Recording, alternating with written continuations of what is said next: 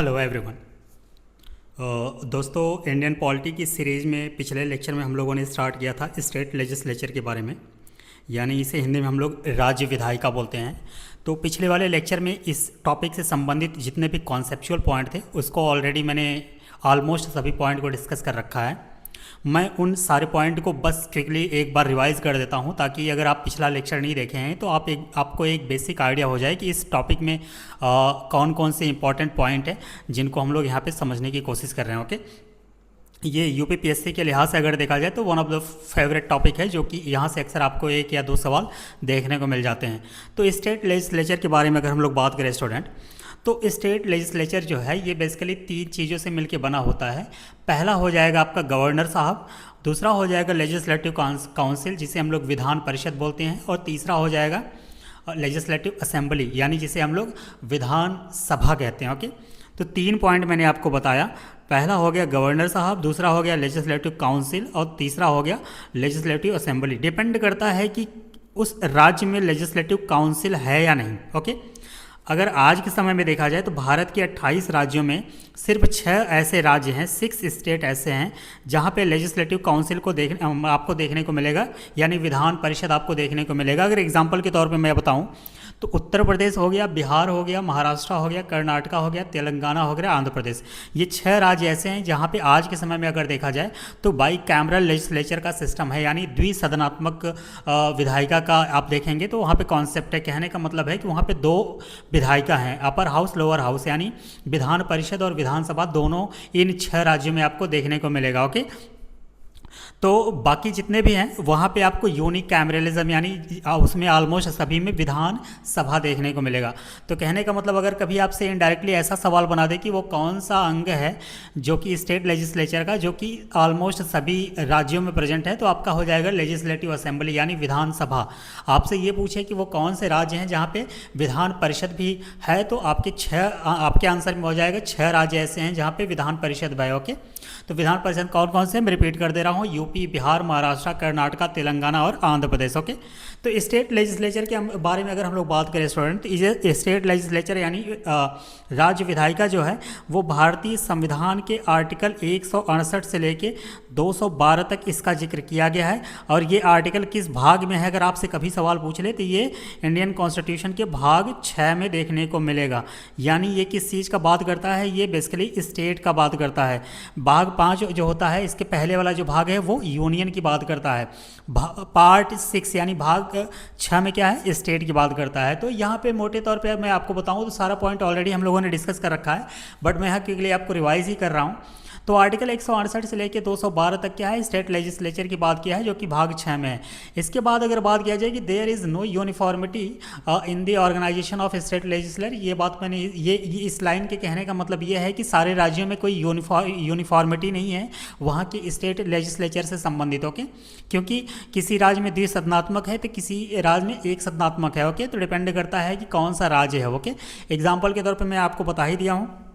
अगर legislative council की बात किया जाए, हम लोग आगे कॉन्सेप्ट को समझने की कोशिश करते हैं। लेजिस्लेटिव काउंसिल की बात किया जाए तो इसकी कंपोजिशन की बात आर्टिकल 167 में किया गया है, ये ऑलरेडी मैंने डिस्कस कर रखा है। लेजिस्लेटिव काउंसिल को क्रिएट करने का या उसे एबॉलिश करने का जो पावर होता है वो पार्लियामेंट के पास है। ओके, ये पॉइंट आप ध्यान रखिएगा, किसके पास है, पार्लियामेंट के पास ये पावर आपको देखने को मिलेगा। यानी भारतीय संसद के पास ये पावर है कि वो किसी राज्य में विधान परिषद को बनाए या उसे ख़त्म कर दे।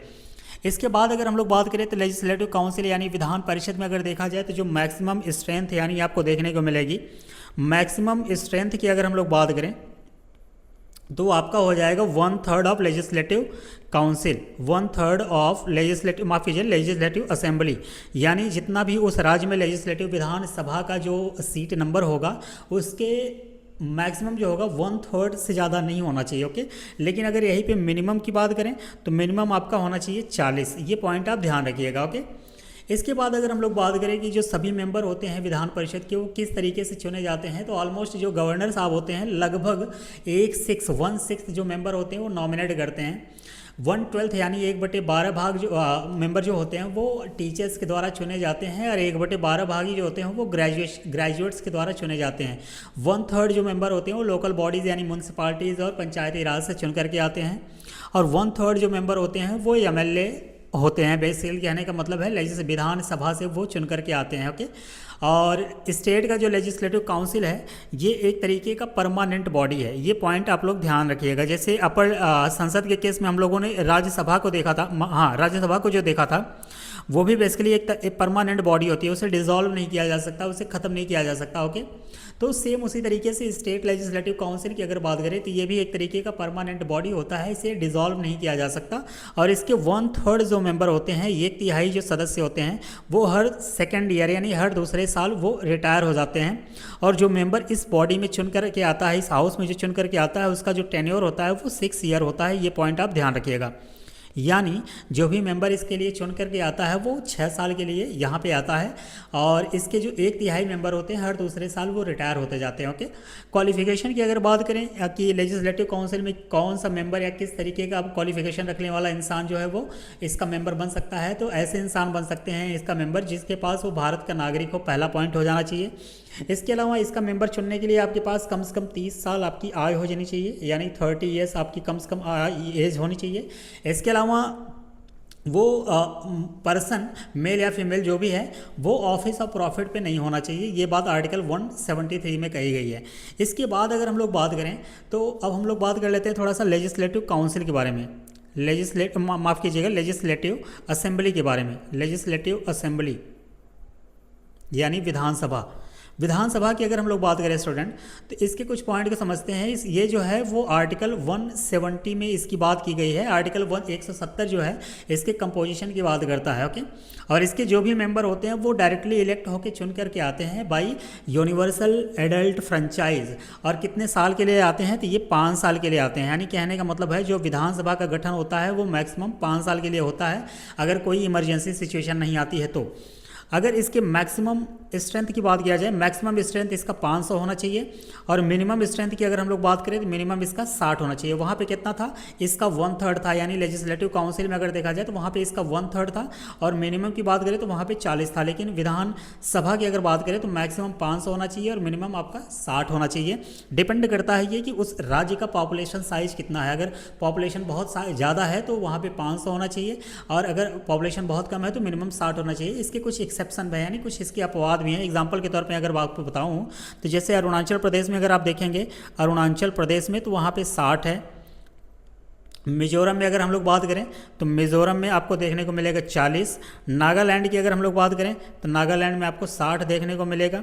सिक्किम की अगर हम लोग बात करें, सिक्किम में आपको 32 देखने को मिलेगा। इसके अलावा अगर हम लोग गोवा की बात करें तो गोवा में 40 देखने को मिलेगा। ये कुछ एग्जाम्पल हैं या एक्सेप्शन आप कह लीजिए, और इसमें एक्सेप्शन में आप मिजोरम की बात कर लीजिए, सिक्किम की बात कर लीजिए और गोवा की बात कर लीजिए, क्योंकि यहाँ पे जो है मिनिमम स्ट्रेंथ से काफ़ी कम आपको देखने को मिलेगा।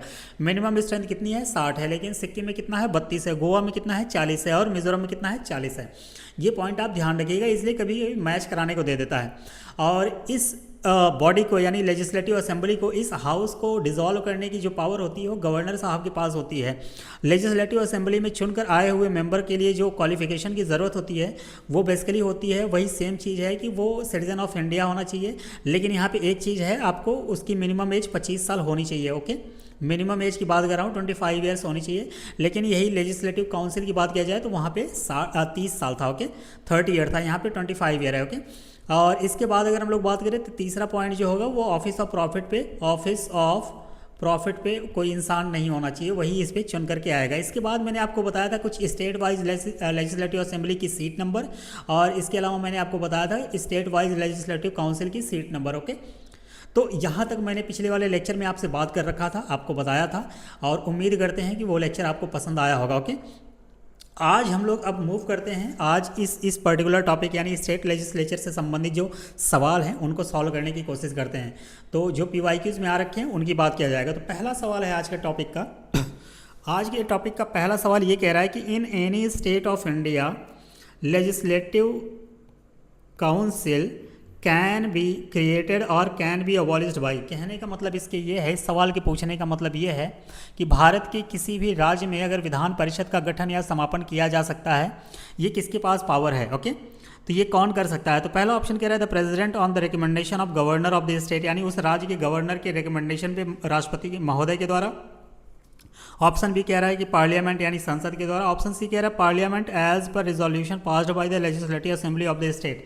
तीसरा कह रहा है कि राज्य की विधानसभा द्वारा पारित प्रस्ताव के अनुसार संसद द्वारा। ऑप्शन डी कह रहा है governor on the recommendation of council of minister, यानी जो मंत्रिमंडल होगा उसके रिकमेंडेशन पे गवर्नर के द्वारा उसको एबॉलिश या उसको क्रिएट किया जा सकता है। तो इसका जो करेक्ट आंसर हो जाएगा आपका वो ऑप्शन नंबर सी हो जाएगा।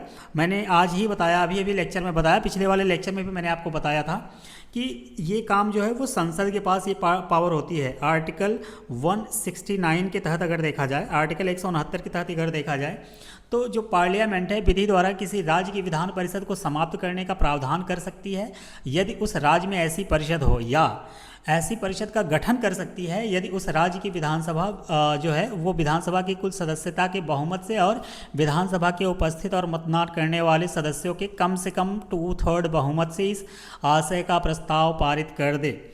यानी कहने का मतलब सिंपली इतना ये है कि लेजिस्लेटिव काउंसिल यानी विधान परिषद को क्रिएट करने का, इसे एबॉलिश करने का दोनों जो पावर होती है वो पार्लियामेंट के पास होती है, पार्लियामेंट के पास होती है as per resolution passed by legislative assembly of the state. कहने का मतलब ये है कि राज्य की जो विधानसभा होती है उसके द्वारा पारित प्रस्ताव के अनुसार संसद, भारतीय संसद जो है वो लेजिस्लेटिव काउंसिल को एबॉलिश कर सकता है, उसको क्रिएट कर सकता है। तो इसका करेक्ट आंसर जो है आपका ऑप्शन नंबर सी हो जाएगा। अगले सवाल पे मूव करते हैं। अगला सवाल कह रहा है स्टूडेंट कि with reference to the composition of legislative council in a state of India which of the following statement is या आर करेक्ट। यानी लेजिस्लेटिव काउंसिल के कंपोजिशन के बारे में सवाल पूछ रहा है और पूछ रहा है कि इनमें से कौन सा करेक्ट है। तो पहला स्टेटमेंट कह रहा है in the legislative council there may not be more than 1/3 members of the total membership of the legislative assembly of the state of that state. Okay, तो आर्टिकल की अगर हम लोग बात करें तो आर्टिकल जो है 171, आर्टिकल 171 जो है ये बात करता है कि विधान परिषद में उस राज्य की जो विधानसभा की कुल सदस्यता का 1/3 से अधिक सदस्य नहीं होना चाहिए या नहीं हो सकते। ये बात बिल्कुल सही है। अभी मैंने आपको कुछ समय पहले ही बताया कि लेजिस्लेटिव काउंसिल में जो मैक्सिमम स्ट्रेंथ है वो लेजिस्लेटिव असेंबली के 1/3 के बराबर होती है, यानी उससे ज़्यादा नहीं होनी चाहिए। यहाँ पे स्टेटमेंट 2 क्या कह रहा है, legislative council of a state must have at least 40 members, 40 यानी 40 मेंबर्स इन इट। ये बात भी बिल्कुल सही है। तो जो मैक्सिमम स्ट्रेंथ मैंने आपको बताया था लेजिस्लेटिव काउंसिल का, वो बताया था कि 1/3 ऑफ लेजिस्लेटिव असेंबली और जो मिनिमम की अगर मैं बात करूं तो मिनिमम कितना था, 40 था। तो ये दोनों स्टेटमेंट यहाँ पे सही दिया हुआ है, तो इस वजह से इसका करेक्ट आंसर आपका ऑप्शन नंबर ए हो जाएगा, बोथ 1 और 2, क्योंकि पूछा क्या है करेक्ट कौन सा है, तो करेक्ट इसका दोनों है। ओके, ये पॉइंट आप ध्यान रखिएगा। अगला सवाल कह रहा है कि the number of nominated members of legislative council is, यानी जो लेजिस्लेटिव काउंसिल के नॉमिनेटेड मेंबर होते हैं वो कितने होने चाहिए। पहला ऑप्शन कह रहा है कि 1/3 of total strength, option B कह रहा है 1/4 of total strength, option C कह रहा है 1/6 of total strength, option D कह रहा है नॉन ऑफ द एबव। तो मैंने अभी कुछ समय पहले ये बताया था कि राज्यसभा मतलब माफ कीजिएगा, लेजिस्लेटिव काउंसिल यानी विधान परिषद में गवर्नर के पास ये पावर होती है कि वो नॉमिनेट कर सकता है ऑलमोस्ट 1/6 मेंबर। लेकिन इस पॉइंट को यहाँ पे ध्यान रखिएगा कि जो रिप्रेजेंटेशन ऑफ पीपुल्स एक्ट 1950 है, अगर उसकी तहत देखा जाए तो बेसिकली वो समय समय पे आप कह लीजिए कि अमेंड होता है। तो उस अधिनियम के प्रावधान के तहत अगर देखा जाए तो यूपी का जो विधान परिषद है उसमें टोटल 100 मेंबर्स हैं, लेकिन उसमें केवल 10 मेंबर्स ऐसे हैं जिसे राज्यपाल द्वारा मनोनीत किए जा सकते हैं। तो यूपी में अगर देखा जाए तो 1/10 मेंबर हो जाएंगे। अगर इनके अलावा यूपी के अलावा देखा जाए तो आंध्र प्रदेश की अगर बात किया जाए तो आंध्र प्रदेश में जो है वो लगभग 1/7 मेंबर होते हैं। बिहार की अगर हम लोग बात करें तो यहाँ पे लगभग 1/6 मेंबर होते हैं। और कर्नाटका की अगर हम लोग बात करें तो यहाँ पे लगभग 1/7 मेंबर होते हैं। और अगर तेलंगाना की बात किया जाए, तेलंगाना की अगर हम बात करें तो यहाँ भी लगभग 1/7 मेंबर जो होते हैं वो राज्यपाल के द्वारा नॉमिनेट किए जाते हैं। तो इसका कोई पर्टिकुलर यहाँ पे स्टेटमेंट जो ऑप्शन 1, बी और सी है इसमें कोई नहीं है। तो इसका करेक्ट आंसर आपका हो जाएगा ऑप्शन नंबर डी, क्योंकि इनमें से कोई नहीं है। इसका करेक्ट आंसर आपका क्या हो जाएगा, ऑप्शन नंबर डी। क्यों? क्योंकि जो peoples representation of RPA act है, RPA act 1950, RPA act, RP act 1950, इसके तहत जो है ये समय समय पे संशोधन या अमेंडमेंट इसमें किया जाता रहा है। और जिस वजह से अगर इसका कोई फिक्स नहीं है, इसका टोटल स्ट्रेंथ की बात कर लिया है, इसी वजह से ये तीनों ऑप्शन जो हैं गलत हैं। अदरवाइज यहाँ पे अगर दे देता कि गवर्नर के द्वारा 1/6 मेंबर नॉमिनेट किया जाता है तो वो बात बिल्कुल सही हो जाता, लेकिन यहाँ पे टोटल स्ट्रेंथ का दे रखा है, इसलिए ये स्टेटमेंट जो है आपका वो गलत हो जाएगा और ऑप्शन नंबर डी इसका करेक्ट हो जाएगा। ओके, अगले सवाल पे हम लोग मूव करते हैं। अगला सवाल कह रहा है कि which one of the following can not be dissolved but can be abolished. कहने का मतलब इस सवाल की ये है कि ये कहना चाह रहा है कि जो ऑप्शन 4 दिए हैं, Lok Sabha, Rajya Sabha, state legislative assembly यानी विधानसभा और विधान परिषद, ओके, इन चारों में से किसे भंग नहीं किया जा सकता, यानी can not be dissolve but can be abolished, इसे भंग नहीं किया जा सकता लेकिन इसे समाप्त किया जा सकता है। तो लोकसभा को, अगर लोकसभा की बात किया जाए तो लोकसभा हो गया, लोकसभा के अलावा स्टेट लेजिस्लेटिव असेंबली, यानी ये पहला वाला ऑप्शन हो गया। और ऑप्शन नंबर सी जो है, इसे अगर देखा जाए तो समाप्त नहीं किया जा सकता लेकिन इसे भंग किया जा सकता है। ये दोनों पॉइंट आप ध्यान रखिएगा, लोकसभा हो गया और स्टेट लेजिस्लेटिव असेंबली की अगर बात करें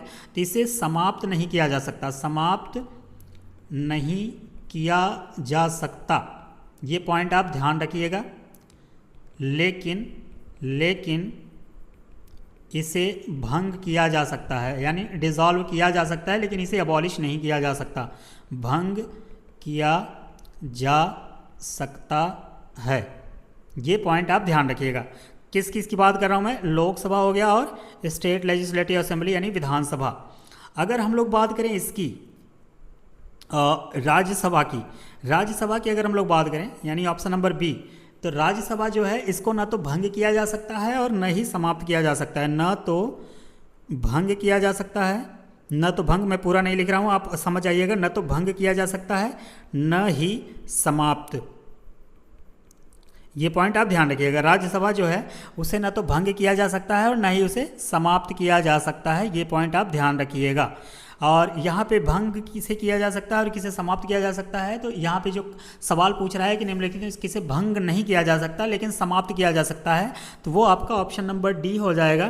क्योंकि विधान परिषद जो है इसे हिंदी में क्या बोलते हैं, विधान परिषद। विधान परिषद की अगर बात करें किसी राज्य के, तो इसे भंग नहीं किया जा सकता, भंग नहीं किया जा सकता, यानी इसे डिसॉल्व नहीं किया जा सकता, नहीं किया जा सकता, बट लेकिन इसे समाप्त किया जा सकता है, इसे समाप्त किया जा सकता है, ये पॉइंट आप ध्यान रखिएगा। तो इसका करेक्ट आंसर आपका हो जाएगा ऑप्शन नंबर डी। अगले सवाल पे मूव करते हैं। अगला सवाल कह रहा है स्टूडेंट कि in which of the following state does the legislative council not exist. कहने का मतलब ये है कि मैंने आपको बताया था कि 6 राज्य ऐसे हैं जहाँ पे लेजिस्लेटिव काउंसिल जो है वो आपको देखने को मिलेगा। कौन कौन से, यूपी, बिहार, महाराष्ट्र, कर्नाटका, आंध्र प्रदेश एंड तेलंगाना।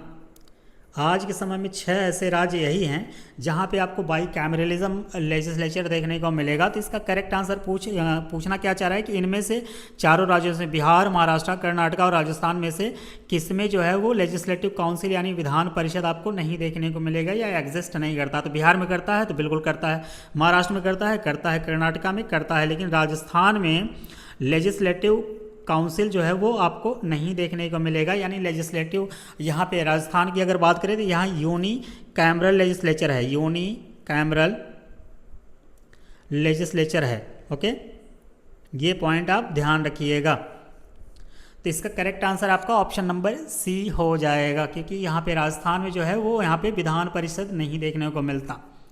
अगले सवाल पे मूव करते हैं।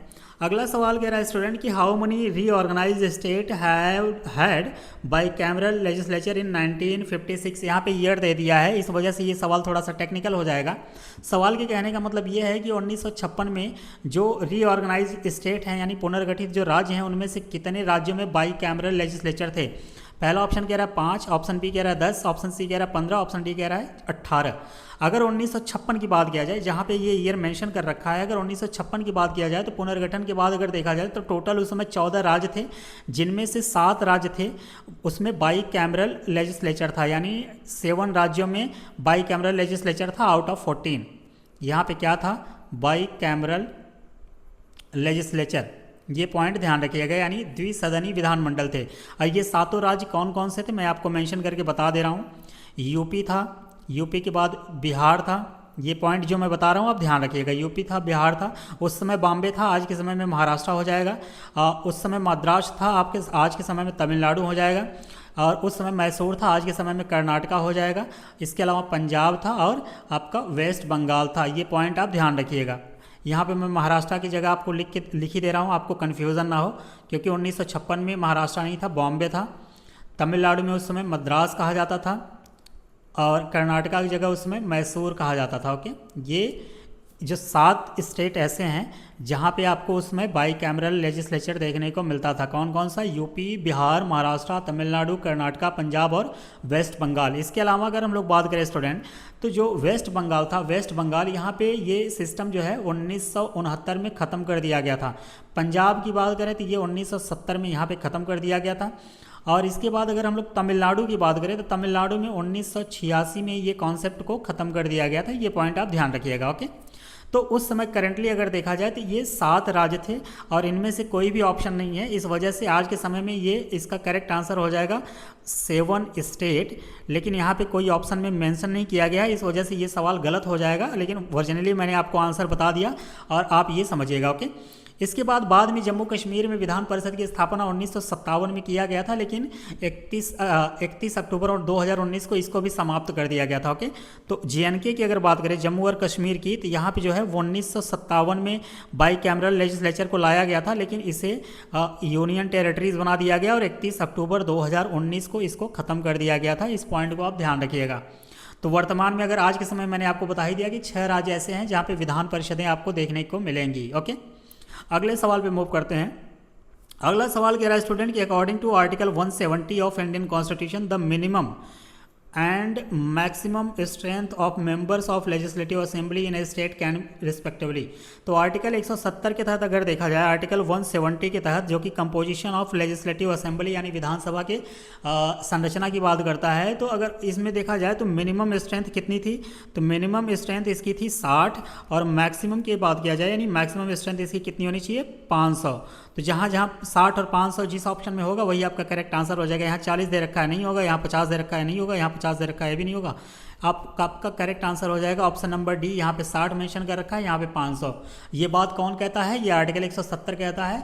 और इसमें कहा गया है कि आर्टिकल 333 के प्रावधानों के अधीन रहते हुए प्रत्येक राज्य की विधानसभा में मैक्सिमम 500 और कम से कम 60 सदस्य जो होंगे वो बेसिकली देखा जाएगा इसमें, और जिनका चुनाव राज्य के क्षेत्रीय निर्वाचन क्षेत्रों से डायरेक्ट इलेक्शन से किया जाएगा। अगर इसकी एक्सेप्शन की बात किया जाए, यानी जो मिनिमम स्ट्रेंथ की बात किया जाए, तो सिक्किम हो गया। सिक्किम में अगर देखा जाए तो सिक्किम में आपको 32 मेंबर देखने को मिलेंगे, गोवा में 40 हैं, और मिज़ोरम में अगर देखा जाए तो मिज़ोरम जो है वहाँ पे भी आपका 40 देखने को मिलेगा, 40 सदस्य देखने को मिलेंगे। ये पॉइंट आप ध्यान रखिएगा, ये थोड़े से इसके एक्सेप्शनल केस हैं। ओके, अगले सवाल पे मूव करते हैं। अगला सवाल कह रहा है स्टूडेंट कि which state among the following has the maximum number of members in legislative assembly, Andhra Pradesh, West Bengal, Maharashtra, Uttar Pradesh. Okay, एक एक करके हम लोग देख लेते हैं। पहला क्या कह रहा है, आंध्र प्रदेश। आंध्र प्रदेश की अगर हम लोग बात करें तो यहाँ पे 175 मेंबर हैं। ओके, इसके बाद क्या कह रहा है, वेस्ट बंगाल की बात कर रहा है, तो वेस्ट बंगाल की अगर हम लोग बात करें तो यहाँ पे 294 मेंबर हैं। इसके बाद क्या कह रहा है, महाराष्ट्र की बात कर रहा है। महाराष्ट्र की अगर हम लोग बात करें तो यहाँ पे 288 मेंबर हैं। और यूपी की बात करें तो ये सदाबहार राज्य है, इसे हमें जानना ही जरूरी है क्योंकि हम लोग उसी राज्य से बिलोंग करते हैं और उसी राज्य की हम लोग कंपटीशन की तैयारी भी कर रहे हैं। तो यूपी का तो ऑलमोस्ट आपको पता ही होना चाहिए। यूपी में जो है वो इंडिया में सबसे ज़्यादा अगर देखा जाए तो विधानसभा की सीटें हैं और विधान परिषद की भी सीटें हैं, क्योंकि सबसे ज़्यादा जो पॉपुलेशन है वो आपका उत्तर प्रदेश में ही है। तो यहाँ पे यूपी में 403 विधानसभा की सीटें हैं और 100 जो हैं वो लेजिस्लेटिव काउंसिल की सीटें हैं। ओके, ये पॉइंट आपको याद होना चाहिए। तो इसका करेक्ट आंसर हो जाएगा आपका ऑप्शन नंबर डी, क्योंकि पूछा है कि maximum number of members in legislative assembly, तो ये आपका करेक्ट आंसर आपका हो जाएगा option number D. Okay, 403 member. अगले सवाल पे मूव करते हैं। अगला सवाल कह रहा है कि which one of the following pair is not correctly matched, इसमें से कौन सा सही मैच नहीं किया गया है। सवाल क्या पूछ रहा है, एक तरफ स्टेट दे रखा है, दूसरी तरफ उसके मेंबर ऑफ लेजिस्लेटिव असेंबली की बात कर रहा है, यानी वहाँ पे कितने एमएलए आपको देखने को मिलते हैं। तो एक एक करके देखते हैं। गोवा की बात किया जाए तो गोवा में 40 है, बिल्कुल सही स्टेटमेंट है। उत्तराखंड में 70 है, बिल्कुल सही है। मणिपुर में 62 है, नहीं, यहाँ पे 60 मेंबर है। यानी अगर मणिपुर की बात किया जाए तो मणिपुर में टोटल लेजिस्लेटिव असेंबली में कितने मेंबर हैं, तो टोटल आपको 60 मेंबर देखने को मिलेंगे। यूपी में 403 है, बिल्कुल सही बात है। तो इसका पूछा क्या है, कौन सा करेक्टली मैच नहीं है, तो इसका करेक्ट आंसर हो जाएगा ऑप्शन नंबर सी, मणिपुर, क्योंकि मणिपुर में टोटल 62 नहीं है, यहाँ पे 60 है। ओके, ये पॉइंट आप ध्यान रखिएगा। अगले सवाल पे मूव करते हैं। अगला सवाल कह रहा है कि who conducts the state assembly election, यानी जो राज्य का निर्वाचन या राज्य विधानसभा चुनाव होता है वो कौन आयोजित करता है। Chief justice of high court, ऐसा कोई मतलब ही नहीं है चीफ जस्टिस का। स्टेट इलेक्शन कमीशन की अगर बात किया जाए तो स्टेट इलेक्शन कमीशन जो होता है वो पंचायती राज म्यूनसिपल की चुनाव करते हैं, ना कि स्टेट का। इस इलेक्शन कमीशन ऑफ इंडिया, हाँ बिल्कुल सही बात है कि जो भारत का निर्वाचन आयोग है, इलेक्शन कमीशन ऑफ इंडिया है, वो अंडर आर्टिकल 324 के तहत राज्यों में विधानसभा का चुनाव कराता है। तो इसका करेक्ट आंसर आपका हो जाएगा ऑप्शन नंबर सी, गवर्नर से कोई लेना देना ही नहीं है चुनाव से। ओके, तो ये पॉइंट अगर देखा जाए तो इसका करेक्ट आंसर आपका हो जाएगा ऑप्शन नंबर सी। अगले सवाल पे मूव करते हैं।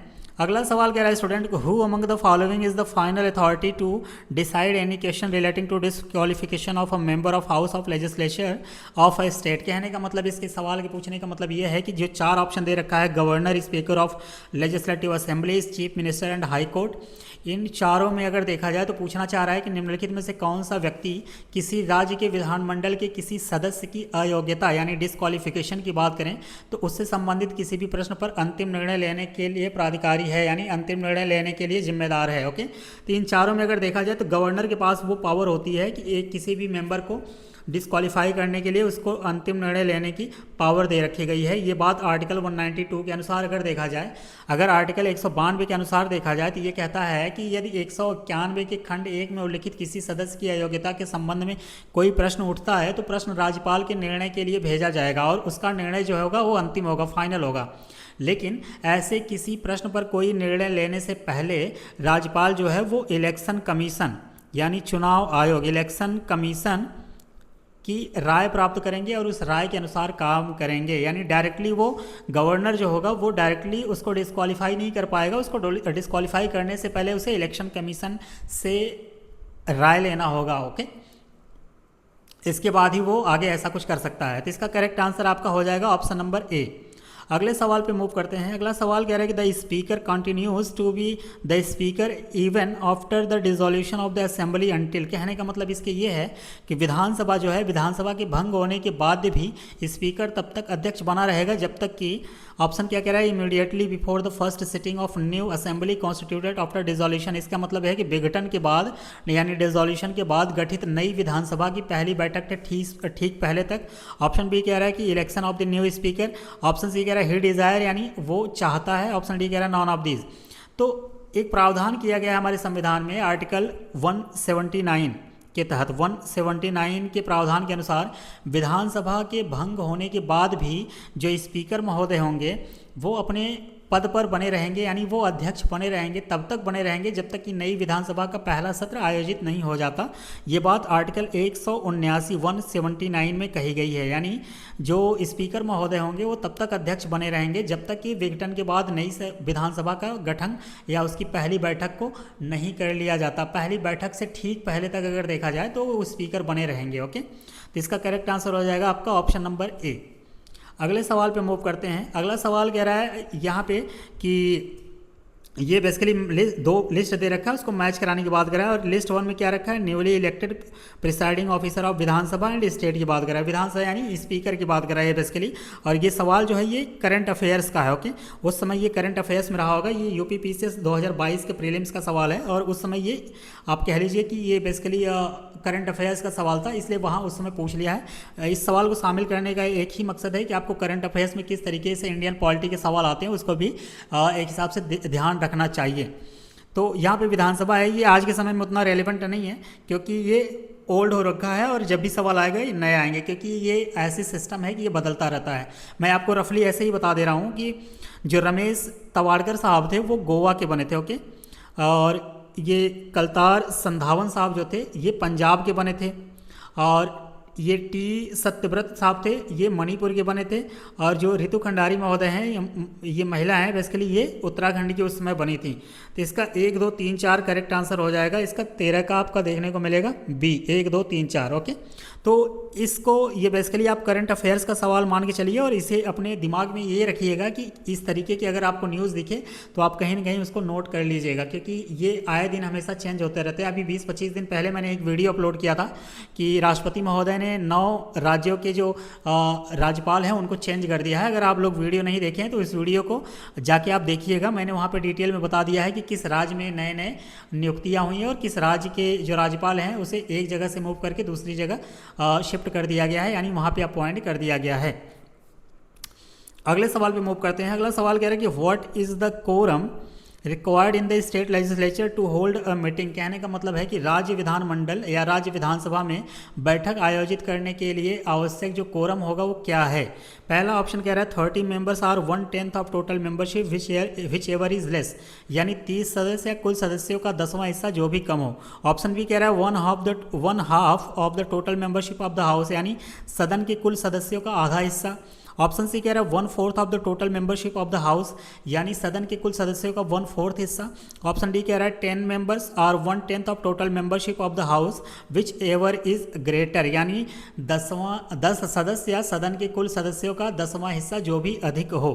यानी कोरम का मतलब ही क्या होता है अगर देखा जाए तो आर्टिकल 189 आर्टिकल 189 अगर देखा जाए इसके अनुसार जब तक राज्य का विधानमंडल कानून द्वारा अन्यथा प्रावधान न करे तो राज्य के विधानमंडल के सदन की बैठक के लिए कोरम 10 सदस्य या 10 सदस्य के सदन के कुल सदस्यों की संख्या का 1/10 हिस्सा होना चाहिए जो भी अधिक हो। यानी इसका करेक्ट आंसर आपका हो जाएगा ऑप्शन नंबर डी। कोरम होता क्या है बेसिकली, किसी हाउस में जो टोटल नंबर ऑफ मेंबर्स होते हैं उनमें मिनिमम 1/10 मेंबर को उस समय प्रेजेंट होना चाहिए उस हाउस की प्रोसीडिंग को चलाने के लिए। वही कंडीशन जो होता है उसी को कोरम कहा जाता है। यानी सिंपली कहने का मतलब अगर किसी मेंबर में किसी हाउस में 500 मेंबर हैं तो वहाँ पे मिनिमम 50 यानी 1/10 मेंबर वहाँ पे प्रेजेंट होना ज़रूरी है, तभी उस हाउस की कोई प्रोसीडिंग जो होगी वो आगे कार्रवाई जो होगी वो काम करेगी। अन्यथा वो कोरम ना होने पे उसकी प्रोसीडिंग जो होगी वो नहीं चल पाएगी। ओके, तो इसका करेक्ट आंसर हो जाएगा option number D. 10 members are 1/10 of the total members of the house whichever is greater. अगले सवाल पे मूव करते हैं। अगला सवाल कह रहा है the contingency fund of the state is operated by, यानी राज्य का जो कंटेंजेंसी फंड है उसको किसके द्वारा संचालन किया जाता है। पहला कह रहा है governor of the state, option B कह रहा है chief minister of state, option C कह रहा है state finance minister, option D कह रहा है नॉन ऑफ द एबव। तो इसकी करेक्ट आंसर अगर देखा जाए तो इस पर्टिकुलर सवाल का जो ऑपरेटेड यानी कंटिजेंसी फंड जो होता है वो किसी राज्य में किसके द्वारा ऑपरेट या किसके द्वारा संचालित किया जाता है, तो उसका आंसर हो जाएगा आपका स्टेट लेजिस्लेचर, स्टेट लेजिस्लेचर के द्वारा होगा। तो इसका करेक्ट आंसर हो जाएगा आपका स्टेट लेजिस्लेचर। इनमें कोई ऑप्शन इसका करेक्ट नहीं होगा, तो इस वजह से इसका सही आंसर ऑप्शन नंबर डी हो जाएगा, none of the above. Okay, यानी किसी राज्य में कंटिजेंसी फंड जो होता है वो ऑपरेट किसके द्वारा होता है, तो इसका करेक्ट आंसर आपका हो जाएगा ऑप्शन नंबर डी। और इसका वैसे आंसर देखा जाए तो स्टेट लेजिस्लेचर इसका आंसर हो जाएगा। ओके, तो उम्मीद करते हैं स्टूडेंट ये लेक्चर आपको पसंद आया होगा और इसके जो बचे हुए सवाल हैं उसको हम लोग अगले लेक्चर में करेंगे क्योंकि वीडियो काफ़ी लंबा हो जाएगा। और आप सभी लोग यहाँ तक बने रहे इसके लिए बहुत बहुत धन्यवाद। मिलते हैं अगले लेक्चर में इसके बचे हुए सवालों के साथ। ओके, तब तक के लिए आप सभी को बहुत बहुत धन्यवाद।